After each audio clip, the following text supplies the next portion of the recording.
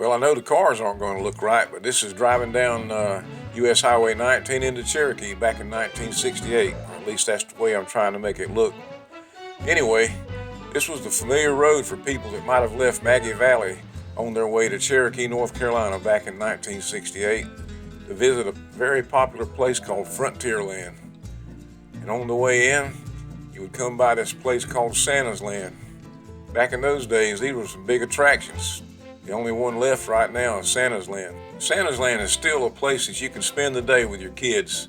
It's full of kiddie rides and Santa Claus and wildlife and even a small lake to do paddle boats.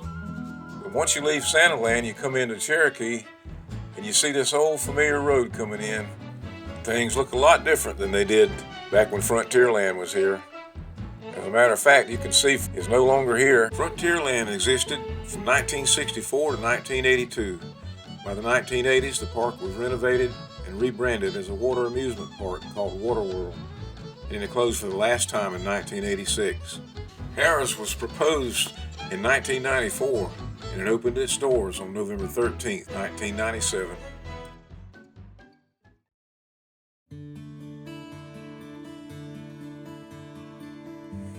These are some photographs I took with a 35mm camera, and it was the first time, and probably I might have went back one or two more times, but it doesn't seem to matter if you went there once or several times. Frontierland is a place that you remember for a lifetime.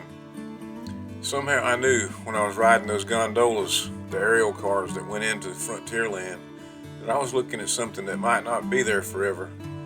So it gave me a good vantage point to get these photographs. I specifically tried to make sure that I got every picture of this place that I could get while I was flying over in those gondolas, because this was a place like nothing I'd ever seen before. It was only a kind of place that I would see in movies and television shows. Remember at the time, F Troop was real popular on television, and I always liked the way these old stockade forts looked. Little did I know, very few military forts in the Old West were built with stockades, but they looked good on camera, and Hollywood loved them. Somehow this view got a little bit messed up over the years, but most of them survived pretty well. But anyway, I got a good look down inside the fort, the stockade, and I could see a good layout of the place. So I knew when I got down on the ground, I would know my way around by the time I got there. I had a lot of fun exploring this place, walking around through the stockade and all around the grounds, and I even met a movie star, or television star anyway, Brendan Boone, who used to play on Garrison's Gorillas. As far as I was concerned, this was about as much fun as I could have, thinking that I was walking around on an old movie set on a Hollywood backlot. I'm pretty sure they could have made some movies here if they wanted to. But anyway, it was pretty authentic. The fort had even a guardhouse, so I had to make sure I got my picture taken there behind the bars at that place. This was all built by R.B. Coburn, the same man that built Ghost Town.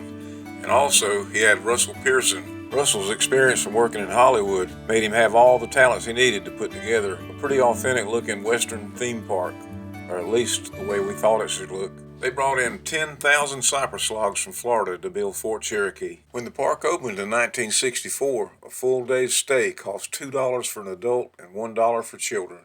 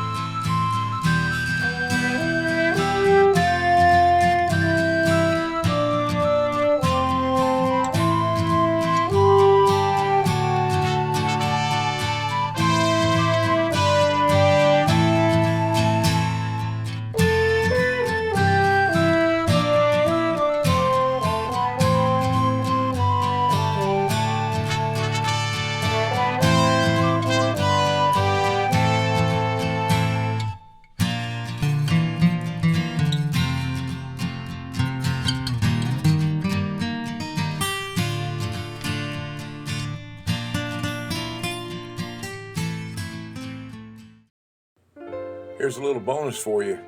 If you notice going into Cherokee today, you got 4 lanes. Back in the day, back in 1968, there's only 2 lanes. They blew the mountain out and got rid of the rock and widened the road.